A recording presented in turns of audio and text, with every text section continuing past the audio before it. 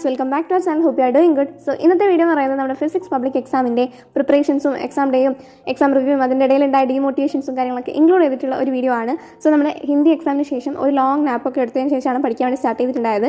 ഒരു 2 മണിക്ക് പഠിക്കാമെന്നാണ് ഉദ്ദേശിച്ചത്, പക്ഷേ 2:30 ആകുമ്പോഴാണ് ഞാൻ പഠിക്കാൻ ഇരുന്നിട്ടുണ്ടായത്.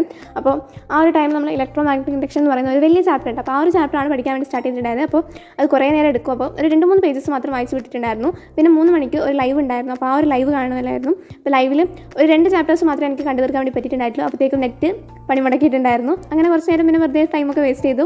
എന്നിട്ട് പിന്നെ നമ്മളൊരു 7:40 ഒക്കെ ആയപ്പോൾ എക്സാം വിന്നറിൻ്റെ ഒരു ലൈവ് ഉണ്ടായിരുന്നു. അപ്പോൾ ആ ഒരു ലൈവ് കുറച്ച് നേരം കണ്ടു. എന്നാലും എന്തോ ഒരു തൃപ്തിക്കുറവ് പോലെ, ഒരു സമാധാനം കിട്ടുന്നില്ല എത്ര ശ്രമിച്ചിട്ടും. എന്നിട്ട് ഞാൻ പോയി കിടന്ന് ഉറങ്ങിയിട്ടുണ്ടായിരുന്നു. എന്നിട്ട് ഞാൻ നെക്സ്റ്റ് ഡേ എന്തായാലും ഇന്നലെ ആ വേസ്റ്റ് ചെയ്ത സമയം എങ്ങനെ യൂട്ടിലൈസ് ചെയ്യണമെന്ന് പറഞ്ഞിട്ട് രാവിലെ 5 മണിക്കൊക്കെ എണീച്ചിട്ടുണ്ടായിരുന്നു. കുറേ ദിവസത്തിന് ശേഷമാണ് ഞാൻ ഇങ്ങനെ നേരത്തെ എണീച്ച് പഠിക്കുന്നത്. അപ്പോൾ അതിൻ്റെതായ ബുദ്ധിമുട്ടുകളുണ്ടായിരുന്നു. കുറേ നേരം ഞാൻ ടൈം എടുത്ത് ഉറക്കപ്പിച്ചൊന്നും ഇങ്ങനെ പോയി വരുന്നുണ്ടായിട്ടില്ല. എന്നിട്ട് പിന്നെ ഞാൻ കുറച്ച് നേരം പോയി കിടന്നൊക്കെ ഉറങ്ങിയിട്ടുണ്ടായിരുന്നു. എന്നിട്ട് പിന്നെ ഒരു കട്ടൻ ചായയിലും കുടിച്ചതിന് ശേഷമാണ് ഒരു പവറൊക്കെ വന്നത്. എന്നിട്ട് പിന്നെ നമ്മൾ ഇരുന്ന് പഠിക്കലായിരുന്നു. അപ്പോൾ ഇതൊക്കെ ചെയ്യുന്നത് നമ്മൾ തൊട്ട് തലേന്നത്തെ ദിവസമാണ്, എക്സാമിൻ്റെ തൊട്ട് തലേന്നത്തെ ദിവസമാണ്. അപ്പോൾ ഒരു 11 മണി വരെ ഞാൻ ഇലക്ട്രോ മാഗ്നറ്റിക് ഇൻഡക്ഷൻ തന്നെയാണ് പഠിക്കുന്നുണ്ടായത്.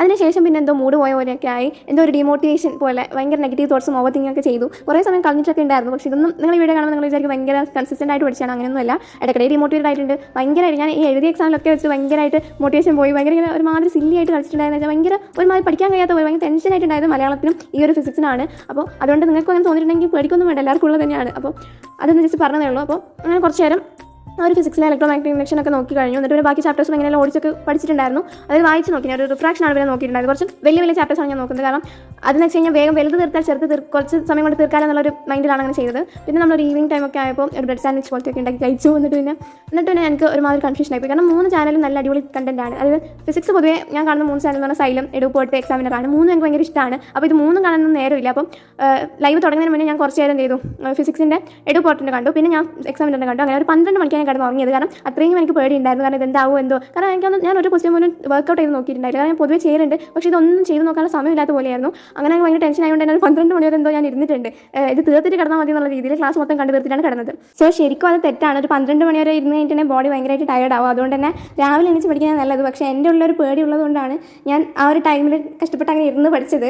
അപ്പോൾ ആരും അങ്ങനെ ട്രൈ ചെയ്യേണ്ട നിൽക്കുക അത്ര തന്നെ. അപ്പോൾ അങ്ങനെയൊക്കെ ആയിരുന്നു എക്സാം എന്ന് പറയുന്നത്. അപ്പോൾ ഭയങ്കര പേടിയൊക്കെ ഉണ്ടായിരുന്നു. എന്നാലും ഇടയ്ക്കിടെ ഞാൻ എന്നെ ഇങ്ങനെ മോട്ടിവേറ്റ് ചെയ്യും, പോകും. അങ്ങനെ തന്നെയാണ്. അങ്ങനെ എക്സാമിൻ്റെ ഡേ ആയി. അപ്പോൾ എക്സാമിൻ്റെ ഡേ രാവിലെ ഒരു മോർണിംഗ് ബൂസ്റ്റർ കണ്ടിട്ടുണ്ടായിരുന്നു. എന്നിട്ട് പോയി എഴുതി.